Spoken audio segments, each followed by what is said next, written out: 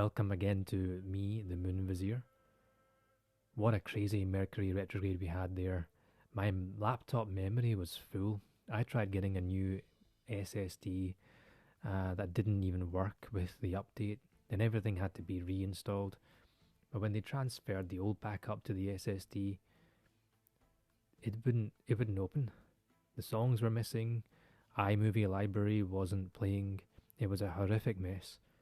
But I had faith it would pan out because Mercury, being in Virgo, is where it rules. So, in the end, after 2 weeks of messing up my holiday, I have my laptop back and I got productive in the meantime because I've analysed the rest of the year's astrology and mansions, and I'll be adding an Aries to Pisces sort of horoscope read to go along with it to get the deep meaning for each of my tribes. So, maybe the retrograde wasn't so bad after all. Just to explain how I do things on here, because it's very different to other astrologers and tarot card readers, what I do is new moon, full moon transits, and I upload that first. The transits are explained in more detail with the help of what's called corresponding tarot, which is basically zodiac. The 360-degree sky above is divided in tarot cards to represent every 10 degrees or decan. So you'll hear me talk a lot about decans. The moon is at this decan, the sun is at that decan, and that means that this card is at play or that card. So that's how I do it. I don't meditate on them. I don't ask any spirits or jinns to guide me. It's basically an art and math. So you can see I've already set the cards out here, and I will add more as we talk through the transits. The second video to be uploaded will be an extension-like video where I'll highlight the mansion or the house the moon is in. Yep, the moon has its own houses, but we call them mansions, 28 of them, and they represent the 100 deep fixed stars above, which were known to pre-Islamic people. However, Ibn Arabi assigned them to 100 names of Allah. So part of the read is resurrecting Islamic astrology, and then connecting it with an Aries to Pisces horoscope-like spiritual read. I hope you like it. So the new moon positions will trigger the following 2 weeks' energy. The faster luminaries, or Mars, Venus, Mercury, events which will be related to our action, desires and communication. They'll transition with the moon, our feelings, and face off with or be challenged by the heavier stars like Jupiter, Uranus, Neptune, Pluto, that will remain in these new positions as new moon positions as they are slow to move. So to get the bigger picture, we start with the sun and the moon at Virgo on the 15th of September. The new moon is asking us to start a new cycle, to do a little bit of the dirty work before we can rest at the full moon later at the end of the month. Virgo is a time of nitty-gritty, analysing our current situation, whatever that may be, seeing the good and seeing the bad, which might have something to do with the last full moon in Pisces, what was discovered that was previously hidden, a time of reflection. The decan is Mercury ruled, and Mercury is also retrograde, so that makes sense. Now, there have been a lot of delays in this retrograde season. In the UK, significant delays again at airports and people unable to return home at the full moon. And as a result, these people will be getting issues sorted out, getting their money back, compensated, etc. It follows the natural order of things after such events. The 10 of coins indicates that we have moved from the 5 to the 10, or we are moving for that matter, or for that sake. We will build together as a team. That's the 10 of coins here. So we're starting here, and we're actually going to end up at the 10 of cups, but this is a journey through all the different positions.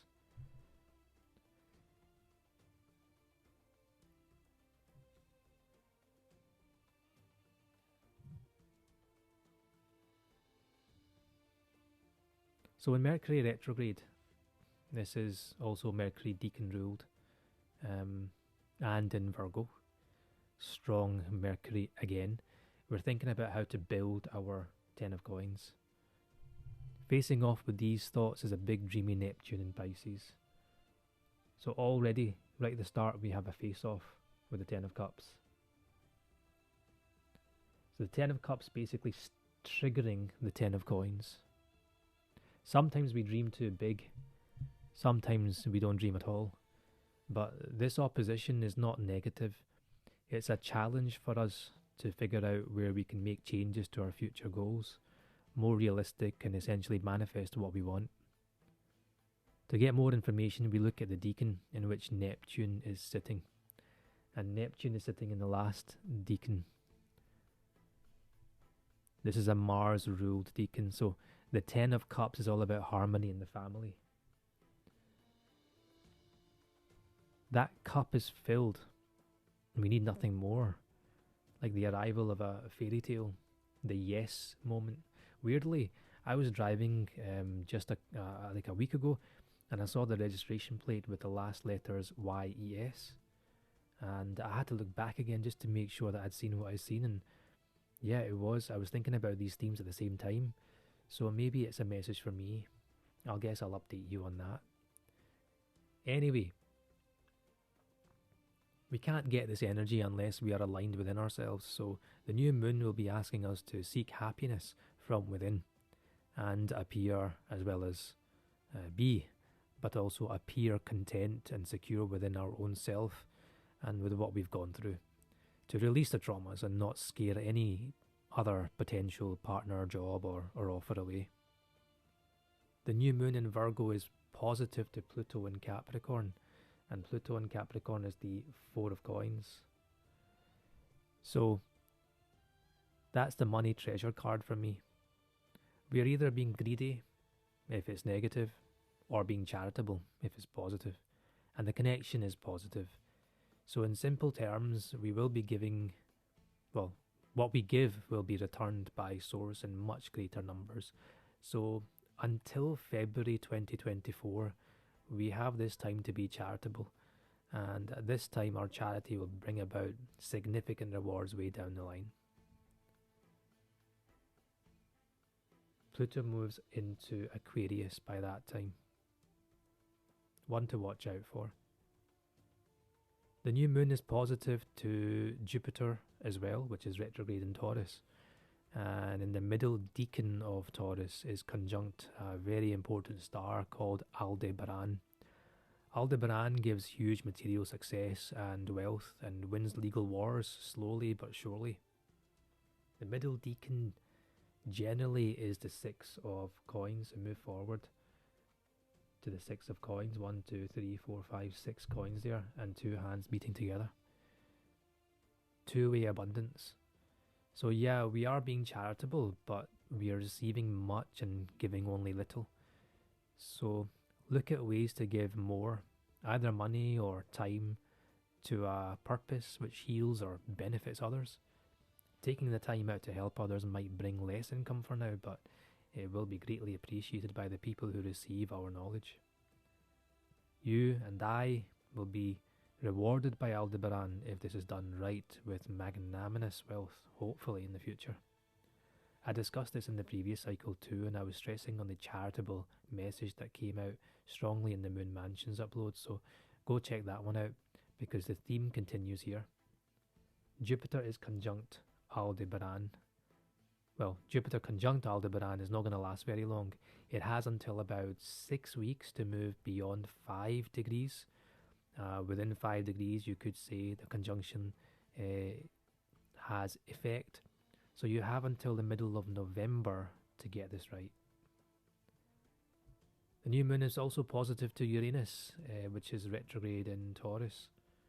And Uranus will be freeing us from a burdensome task which has been weighing us down for a long time.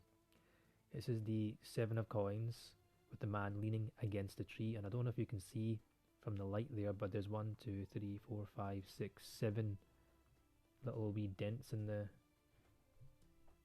tree. That's what he's leaning against. But there's also some there's little flowers, little daffodils, and a little bit of a mist just in the far distance in the sky there. But it's sort of being hidden by this large tree. So anyway, the Seven of Coins indicates that we have planted seeds and are about to see the roots grow and fruits ripen, but just before it happens, we are asked to pause and reflect and give gratitude, as well as focus on the type of harvest that we really want. The new moon is not making a connection to Saturn on this day, but let's look at that placement to get an overall idea of the energy that will colour the picture I've just framed. So Saturn is placing a limit on our dreams, like a lid, our dreams for the future, making them more realistically attainable, but with a sort of delay, and it's in retro. So this delay is more like a time frame which you can envisage, not a bad thing.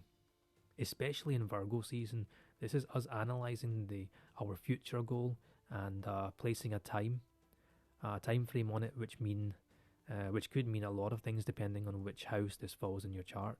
Some examples would be investments in stock or property or business with a set time frame for gains to materialise. So if you're a contractor, then achieving a long-term goal as opposed to a short-term goal. But the contractual terms are set. In the first decan, it's the Eight of Cups. We have the Eight of Cups. Where are you? Right here. So we're leaving something. Basically, to achieve this goal of ours, we have to sacrifice and turn our back towards something from the past. But I think we've already sacrificed in the previous moon cycle, so, or if not, this is a theme while Saturn remains in this decan, which it has done and will do from March this year to March next year. Saturn will help with the release as well as with the luck and abundance which is about to come. This new moon would be a fantastic day to be charitable. Finally, Mercury is happy with Jupiter, mid-heaven, but it's opposing Saturn. So Mercury retrograde opposing Saturn retrograde is basically acknowledging a delay. The Eight of Coins is a lot of hard work. The Eight of Coins is right at the top. This man's chipping away, a lot of hard work to be able to get this kind of energy. But I think what this is saying is that this is what he's feeling like whilst he's chipping away. That's his skill, he's mastering it. So a lot of hard work being put in to master a skill, and maybe you're at the start of the journey or a new craft, which is focus or your way to giving the masses for them to receive. That's your way for really creating something that others can benefit from. For me, it's this YouTube channel, and for you, something similar or something else. I'm going to get better and better at what I do and how I communicate with you. Maybe it's upgrading my microphone or sound editing. And interestingly, that is exactly what I've done. I'm using a new app which has helped me with my sound. But also could be other things, formats, updating what I've already updated so far in terms of my computer, how I title my videos, or you get the picture. The success comes later, but for now, we gotta stay dedicated. So let's start the moonwalk. On the 16th of September, the day after, the moon and Mars are conjunct here. That's triggering Mars in Libra. And Mars in Libra has a good connection to Venus in Leo. Venus is in the heart of Leo, and Mars in Libra is the house of relationships.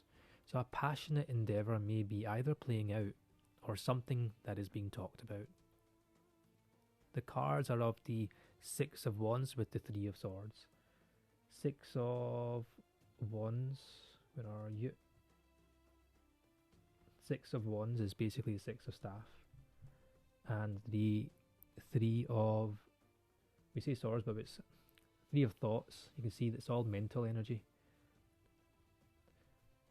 But it's sort of despair versus achievement and success.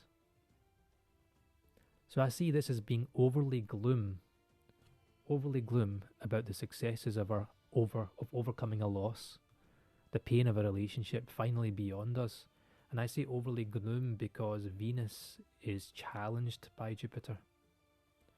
And when there's a challenge here between Venus and Jupiter, the way Jupiter enhances Venus is sort of in a too much in a negative way. So Jupiter enhances the pride of the Leo energy, and a bit too much. So the challenge is to be somewhat humble.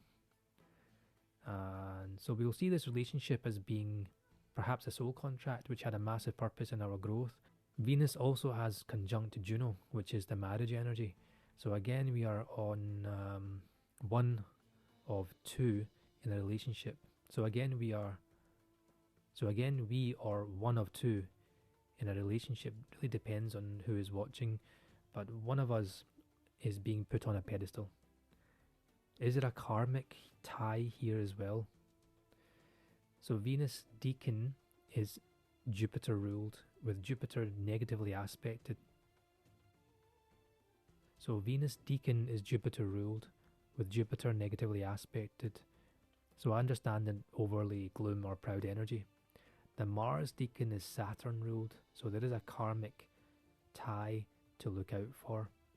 Look out for someone or even people from the past who try to reconcile, and we behave a little cold with the Mars fire energy cooled in Libra and stone cold in Saturn, the Saturn ruled decan. To be honest, even if you try not to be cold or proud, it's going to happen, because it needs to happen for the karmic to feel the karma as part of their destined life event and for their growth. Just maybe be aware of the energy and tone it down where you need to. Venus also has a good relationship with Chiron retro in Aries, as does Juno. I don't have these lesser luminaries like Chiron and Juno out here, but there is some healing of the past which will come about as a result of this interaction. Only thing to be aware of is that Juno is negatively aspected to Uranus in Taurus, which points to a potential harvest that can't just be seen yet, but it will be seen when the moon lights up Uranus after the full moon, specifically the 2nd of October. So at this stage, the 7 of coins is reversed.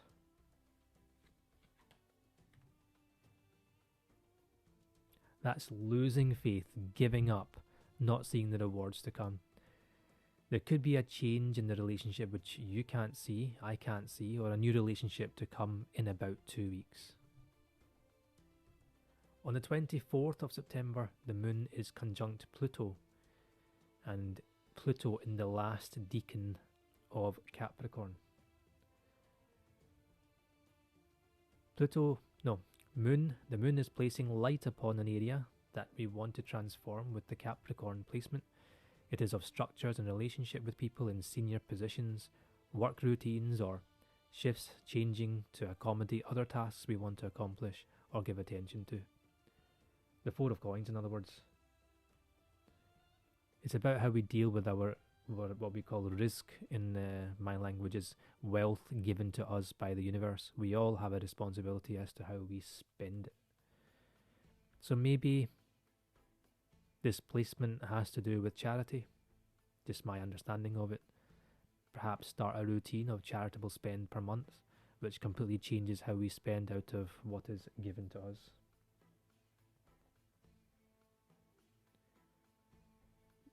This is also linked to our sun, which is now at 1 degree Libra, which means that the sun is now at the 2 of swords. Let's bring that into play.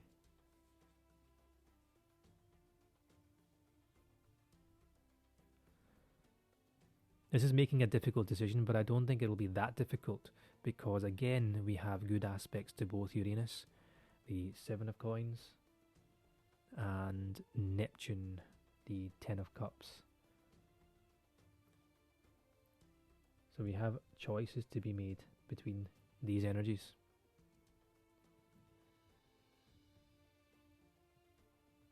On the 27th of September, the moon is with Saturn, and we know Saturn is in the early decan of Pisces, which is the 8 of cups.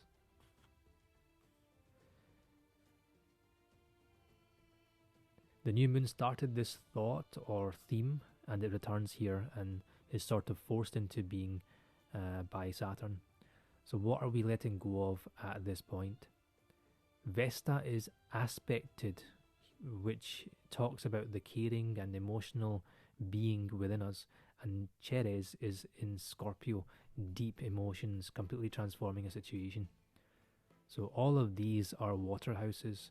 The moon and Saturn are in Pisces, and each of the what they call asteroids, I call them lesser luminaries, are in the other two water signs. Whatever Saturn is forcing us to let go will be felt at the core, but you will know what it is at the new moon. On the 28th of September, the moon conjunct Neptune. So now it's transitioned all the way over to the Ten of Cups. The new moon was in opposition. Initially, our challenge. Now we're trying to work out the detail of how to achieve this. The moon lights up what needs to be done. Now we've tried to work out the detail on how to achieve this. The moon lights up what needs to be done eventually. Our moon is facing difficulty with our sun in Libra, first decan, the Two of Swords, but also Mercury in Virgo. But also Mercury in where's Mercury in Virgo, in the middle decan. Virgo in the middle decan is the Nine of Coins. So I'm going to put that across right there.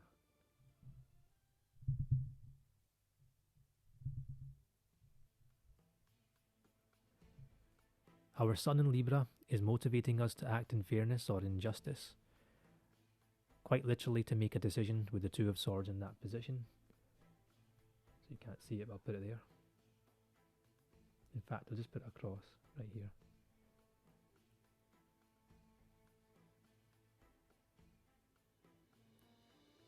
The sun is also conjunct Pallas, boosting its Libran diplomacy.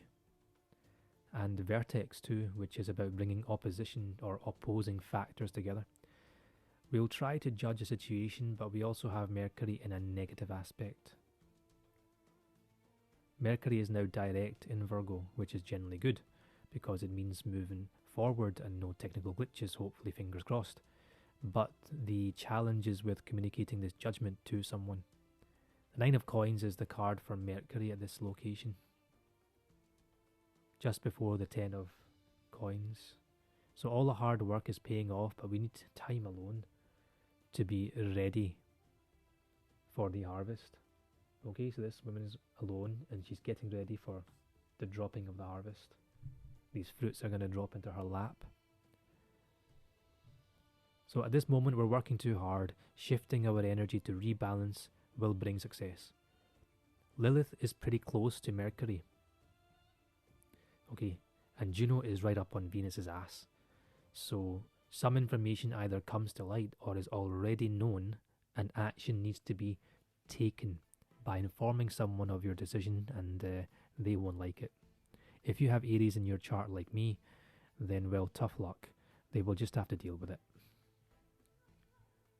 The full moon joins Neptune, and that's for next time. So if you want to know the detail for Aries to Pisces and where these energies fall in your houses, as well as healing messages and prayers for this new moon, then watch the extended Moon Mansions upload, which is linked at the end of this one.